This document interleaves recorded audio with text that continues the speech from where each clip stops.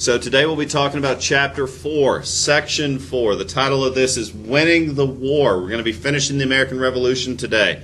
And as we discussed the turning point in the war yesterday, we're going to be looking at the continuation of colonial victories in the southern colonies, and then finally at Yorktown, which enabled the Americans to defeat the British and formally declare independence from Great Britain. Now, the American colonies could not have gained independence without some help, particularly help from Western European countries which had an interest in seeing Britain fail. The British had employed German mercenaries called the Hessians, some of the finest mercenaries in the world. But the American colonists had some Prussian friends as well. In particular, a Prussian captain and drill master named Frederick von Steuben, who actually went to this winter camp at Valley Forge and met with General Washington personally. He studied the colonists' army, the Continental Army, and he decided that the Continental Army was going to need some extra training in how to be an army. He taught the soldiers how to perform field maneuvers, how to stand and take the shots, and stand and reload and fire en masse, an essential skill of fighting wars of this time. He taught the soldiers to stand at attention, even under fire. How to move together as one. This is called field maneuver. How to fire and reload quickly. And how to follow orders absolutely. And then finally, the most brutal weapon in a soldier's toolkit is the bayonet. And when ordered to fix bayonets and charge, soldiers must do this without hesitation, must do this simultaneously, and must prepare to engage in hand-in-hand combat. And these things must be done without hesitation. And in order to do so, the drill is extremely important. Drill today in United States Armed Forces has become a ceremonial function where you can attend military functions and watch parades and watch soldiers perform drill, and it is a matter of pride that our soldiers can do this well. But it has become obsolete in the field. We no longer use these tactics. But with the technology that we had at the time, these tactics were what won wars. And thanks to Frederick von Steuben, we learned these tactics. We also had the help of the French. Marquis de Lafayette was a wealthy French landowner who also joined General George Washington and the Continental Army at Valley Forge. While von Steuben brought expertise and training, Lafayette brought money and soldiers.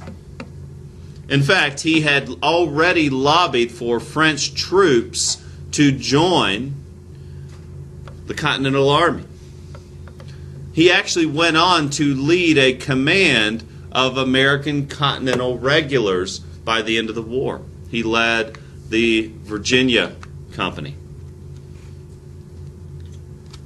Von Steuben, as well as Lafayette, were close military advisors to General George Washington. In fact, it was Lafayette who suggested the strategy at Yorktown that would actually win the Revolutionary War. So in many cases, we owe our independence to these other nations in providing their help and support. Lafayette was so helpful that we have forever been gracious and forever been thankful for France's contributions. In fact, when John J. Pershing landed in France in the First World War to provide aid and support to the French and British as they were getting beaten to a pulp by the Germans, Pershing famously said, "Lafayette, I have come." All those years later, we still remembered what they had done for us.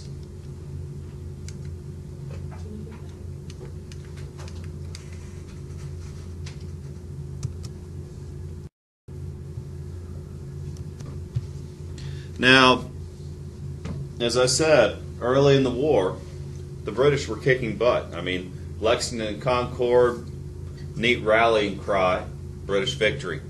Bunker Hill, very interesting story. The Americans killed 2 for every 1 of their losses. It does make for a neat story. There's some great quotes from it, like "Don't fire till you see the whites of their eyes." But again, British victory. New York, crushing British victory. Philadelphia, the U.S. capital. We were forced to flee our own nation's capital. And so the war seemed to be going badly in the North as well as in the South early on. See, in 1778, the British took Savannah, Georgia.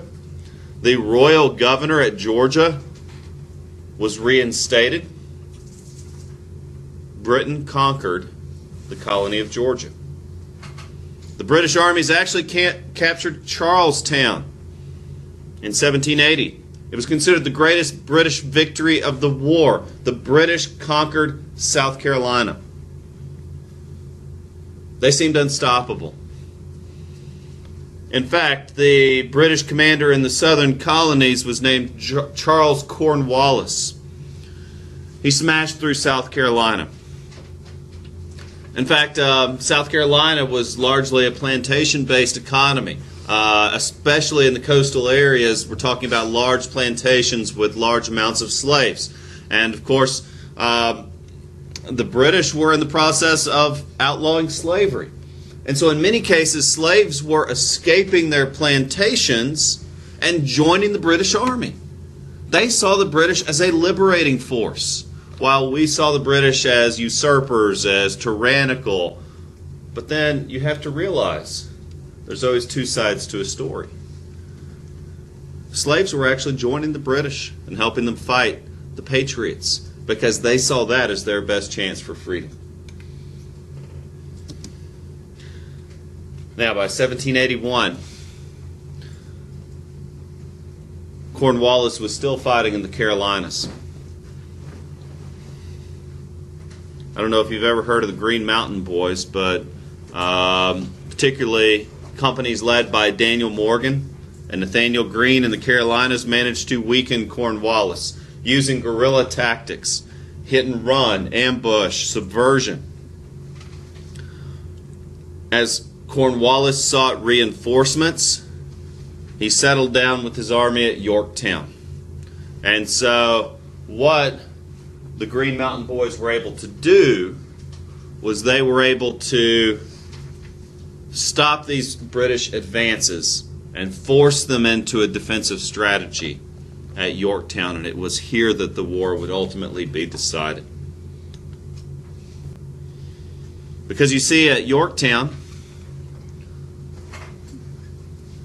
the French army landed at Newport in Rhode Island. Lafayette's plan, utilizing the French army, was for the French and Americans to attack the British together, while the French Navy maintained a blockade around the British. So we call this a counter blockade. At sea, they were able to defeat the British Navy. And then finally, the Americans and French lay siege to the final British stronghold at Yorktown. And for 3 long weeks, the American army fired artillery at Yorktown. 3 weeks, night and day, artillery barrage at Yorktown. Until finally Cornwallis surrendered the town in October of 1781.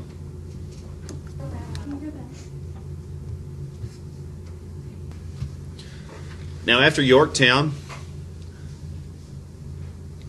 there were peace talks in Paris, France, between the United States, Great Britain, France, and also Spain. Spain had involved themselves in this war by loaning us money and sending us resources. American negotiators at this meeting were John Adams, who would be the second president of the United States, Benjamin Franklin, instrumental in the founding of our country, and John Jay, who would soon be Secretary of State. Now, the Treaty of Paris was signed in September of 1783. This accomplished several important goals. Most importantly, perhaps, it confirmed U.S. independence from Great Britain. Established us as a new nation. Great Britain would formally recognize the United States as a country. It set the boundaries of our new nation, which of course we would later expand. But it established these boundaries for territorial purposes to meet the agreements necessary for peace between these four countries. And I want to be careful to mention that point because, in fact, this treaty ignored Native American rights. They did not have a seat at the table at this meeting. It directly involved their futures. And as I told you yesterday, land would be granted to Revolutionary War veterans on territories belonging to Native Americans. In fact, the land I grew up on was part of land granted to a Revolutionary War veteran named Burgess Witt. I grew up in a former Cherokee village named after a Cherokee princess named Betsy Coker. Well, that land was named Coker Creek in her honor, but it was land that was taken from the Cherokee and given to Revolutionary War veterans who then settled there. Meanwhile, no date was set for British evacuation of forts in the United States. There were still British forts in the United States even after the American Revolution. And we'll talk more about that at a later date. So I want to go over some impacts of this war. Well, we have seen some elements of hypocrisy. Slaves actually joining the British, seeing that as their opportunity for freedom. Native Americans not considered at all in this revolution. Non-property holding. Basically, if you weren't a white male property owner, the idea of egalitarianism didn't apply to you. Yet, the point is, the Declaration of Independence and later the Constitution of the United States will establish the basis, the fundamental basis for a society based on the equality of all. But again, the irony, African Americans are still enslaved. Free African Americans still face discrimination. And the division that would lead to an American Civil War just 87 years after this date is already beginning to show its ugly head. Planters in the Upper South began to debate the morality of slavery. Some northern colonies began to outlaw slavery. Yet slavery remains entrenched in the Southeast. And Native Americans continue to be forced off their land, as I had already told you. So while equality for all sounds great, and the Declaration is a wonderful document, we're not yet there. The story's not over. Just because it's in writing, it doesn't mean that we're actually going to be treating people equally yet. It's going to take another 250 years of American history to get to where we are now. And yet we still have so much more to go. But I think it's a good start. And the next challenge we'll be getting into is the challenge of creating a U.S. government. A government of the people, by the people, and for the people. And again, who are the people? Well, that remains to be defined. But It's a big one. And it's certainly a big step away from a monarchy.